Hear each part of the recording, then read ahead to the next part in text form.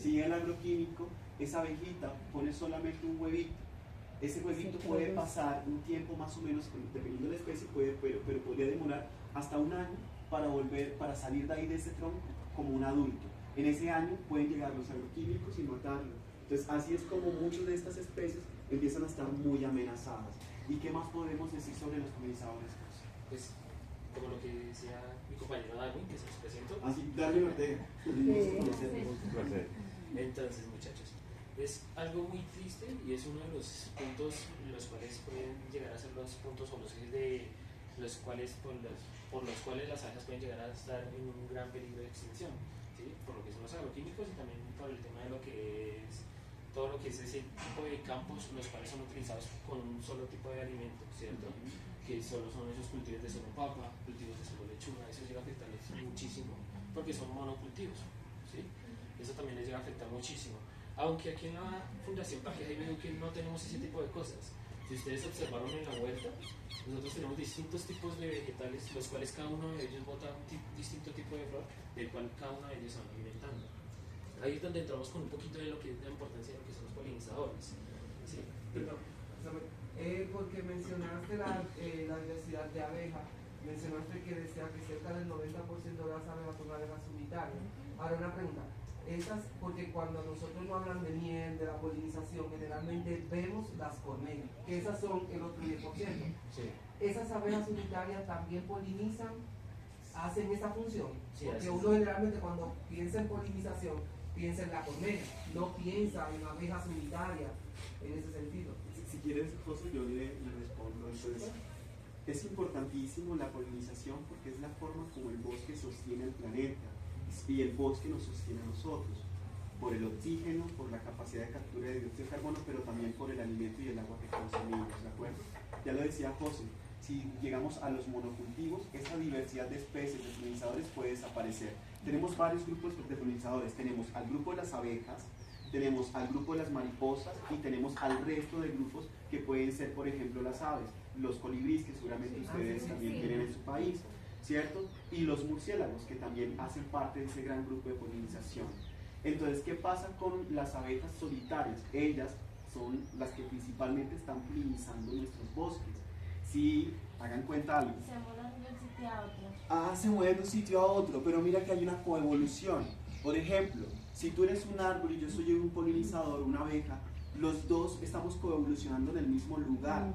¿Qué quiere decir eso? Que en el tiempo los dos nos hemos venido apoyando. Si yo llego a desaparecer, porque suele pasar, hay polinizadores que dependen de una planta y esa planta depende de ese polinizador. Si yo llego a desaparecer, tú podrías desaparecer conmigo. También, claro. ¿Sí? Sí. Ese es como parte del ejemplo del por qué las solitarias son tan claves para conservarlas, porque sin ellas no podríamos respirar. O sea, las plantas son las que sostienen el mundo, pero la polinización es la que hace que las plantas se desarrollen. José ahorita hablaba de los monocultivos. Muchos de estos monocultivos, y lo veníamos hablando con ustedes ahorita, han sido modificados genéticamente. Cuando se modifica genéticamente los alimentos, las plantas no producen los frutos de la misma manera como se producen con la polinización. Si tú miras una manzana que ha sido modificada genéticamente, el sabor cambia. No es el sabor dulce, puede ser muy apetitosa, puede verse muy roja, pero su sabor no es el mismo. Si abres la manzana, muy seguramente no vas a encontrar la misma cantidad de semillas, o puedes no encontrar semillas porque no ha sido polinizada. ¿Cuál es el objetivo de la vida en el planeta? Dígame. La reproducción, ¿verdad? Entonces, si yo soy un árbol que depende de la polinización, yo tengo más posibilidades de reproducirme. Voy a tener más semillas para lograr la germinación y propagación que se necesita en el planeta o en el bosque. Es una forma de continuar. Espero haber resuelto tu pregunta. Sí, bueno. Yo tengo una duda. Las abejas se sienten, hay hormonas en la planta, en todo eso. Ellas se sienten atraídas por eso. Las plantas que son modificadas genéticamente, su olor cambia y por lo tanto las abejas no quieren comer de eso. Así es. Entonces, o sea, baja la polinización natural porque de por sí la planta está modificada genéticamente. Así es, como los dos hemos coevolucionado pero tú como especie te han llevado a un punto de producir y producir y producir y te modifican genéticamente, cambia mi coevolución contigo, ¿cierto? Entonces ya yo no me puedo acercar a ti porque tú no eres la misma. Eso es lo que ocurre dentro de esas modificaciones también, que llevan a que declinen nuestros polinizadores. Ya hay países, ya hay continentes, especialmente hacia Asia, donde la polinización está ocurriendo de forma manual. Imagínense ustedes los humanos polinizando cerezos. O sea, ese trabajo lo hacen nuestras abejas. Y el segundo grupo son las mariposas, que también igual son muy vulnerables. ¿De acuerdo? José, yo te estoy quitando aquí el trabajo. Pero está ayudando, Sí. José, hay una pregunta aquí atrás. ¿Y cómo hace el ritmo de crecimiento humano puede ir acorde al ritmo de polinización de las abejas? ¿No se supone que el humano puede utilizar la tecnología para aumentar la productividad y poder obtener unos frutos más rápidos? Muy buena pregunta. Sí, esa es una buena pregunta. Muy pero, excelente en pregunta. En este caso, si nos ponemos a fijar en cuanto a la tecnología, no hay una forma en la cual ahorita la tecnología llegue a un punto tan fuerte como para llegar a polinizar la misma cantidad que polinizan las abejas a lo que polinizaría una persona, ¿sí? O una tecnología. Porque estamos hablando que, no sé si ustedes sabían, pero las abejitas, o por lo menos una abejita, tiene que visitar aproximadamente 7.000 flores al día. Imagínense esa tecnología, hacer eso 7.000 flores al día. en poco tiempo, es muy complejo. No digo que sea difícil o que no lo esté haciendo hoy en día la tecnología, porque sí, pero para llegar hasta ese punto todavía hay muchísimo tiempo de espera para llegar hasta ese punto. Porque, como tal, ¿qué es la polinización? La polinización es el proceso mediante algún polinizador lleva el polen de una flor A a una flor B, ¿cierto? Que sería el ente masculino de la flor, para luego introducirlo por el estigma, que sería la parte femenina de la flor, y ahí es cuando se empieza a generar polinización, ahí es cuando se empieza a generar vida. Porque a mí me gusta decir que se genera vida, muy fácil, porque cuando hay polinización hay flores, cuando hay flores hay frutos. Una tercera parte de los alimentos que consumimos día con día es gracias a los polinizadores, pero el otro 70% es gracias a las flores. Pero si no hay quien polinice la flor, como lo que te explicaba a ti, ¿sí? Si él no está, entonces ¿quién va a polinizar la flor? ¿Sí? No se generaría flores, ¿sí?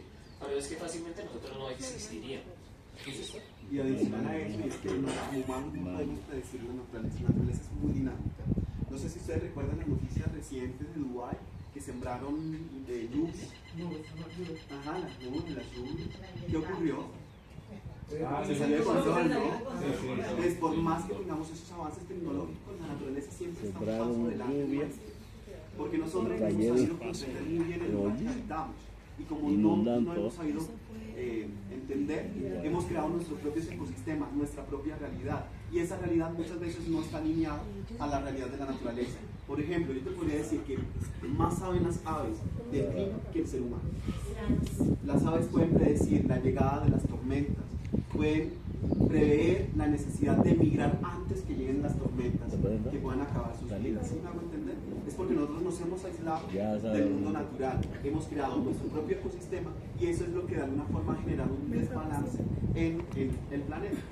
Otra pregunta, ¿y el ser humano tiene buena relación con el medio ambiente? El ser humano todo depende. No la actividad humana, sino... Somos parte de la naturaleza. Sí, exacto, somos parte, pero por ejemplo, si yo me voy a un páramo, a una montaña, me como un oso. O me come Un oso. una hija. O sea, nosotros, Sí. yo creo que es un mito de que el ser humano tiene buena relación con el medio ambiente. El medio ambiente es muy agresivo. Por ejemplo, y lo podemos ver ahí en Panamá. ¿Cómo que se llama? Donde van los venezolanos que migran. El Darién, ahí está. Yo creo que es bueno también que nosotros creemos nuestro propio ecosistema porque no sobreviviríamos. Pero eso es parte del miedo humano. Digamos, para hacerme entender, hemos creado nuestro propio ecosistema porque le tenemos miedo a la naturaleza y a lo agreste que es. Y está bien, es una forma de la vida también humana de poder preservarla. Existir. ¿Qué ha pasado? Como con un ratón o un ratón que llega a casa. Si en mi casa no mantiene bien dispuestos los alimentos y hay oportunidades de alimentos para el ratón se va a multiplicar y multiplicar. Nuestro caso ha sido similar. La naturaleza nos provee de tantos recursos que nosotros nos multiplicamos y nos volvemos una especie que que está generando un peso negativo sobre el planeta. Hay que buscar la forma de equilibrarlo. No quiere decir que nosotros no somos naturaleza, somos parte de la naturaleza, solo que hay que saber cómo convivir con ella.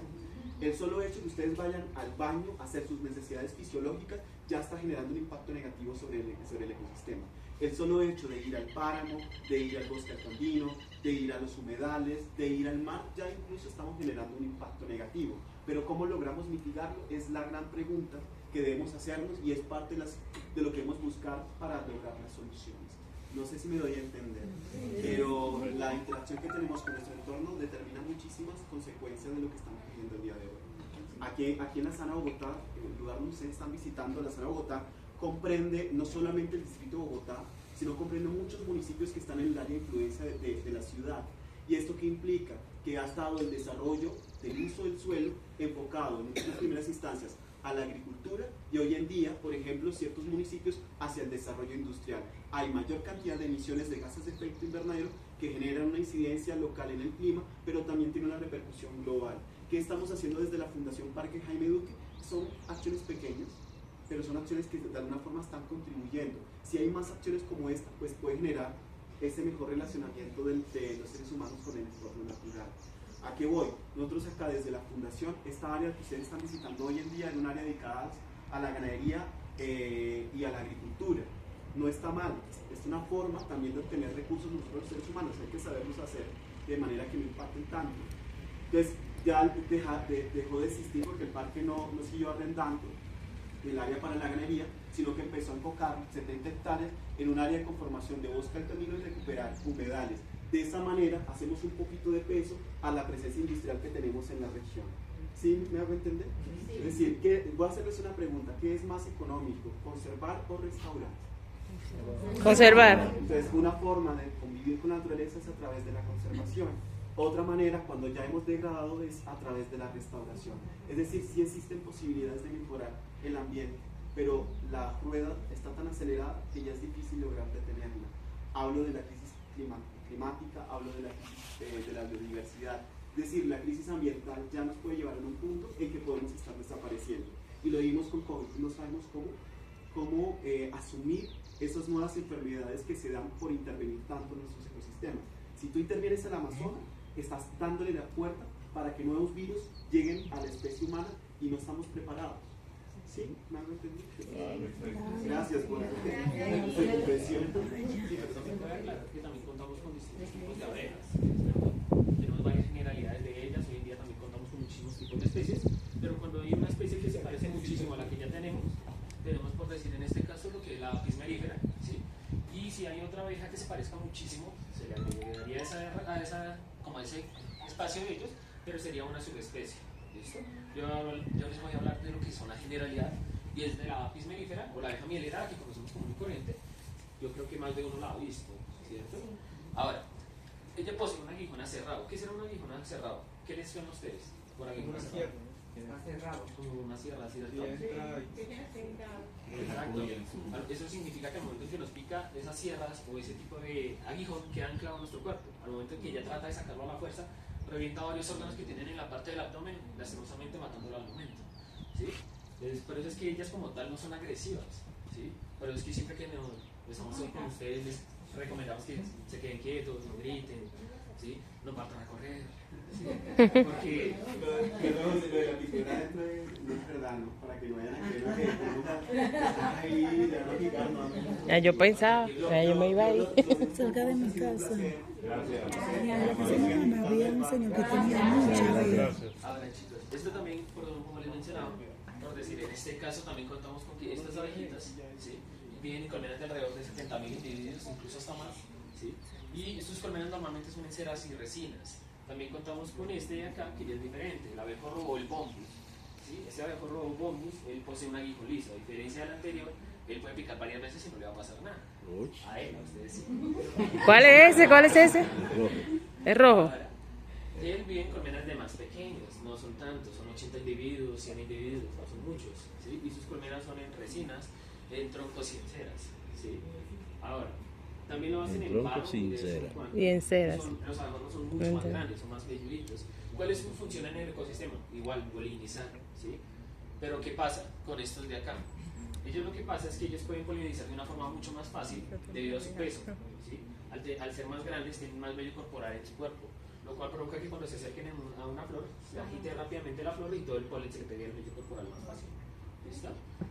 Acá tenemos las avispas, ¿sí? ¿Qué pasa con las avispas?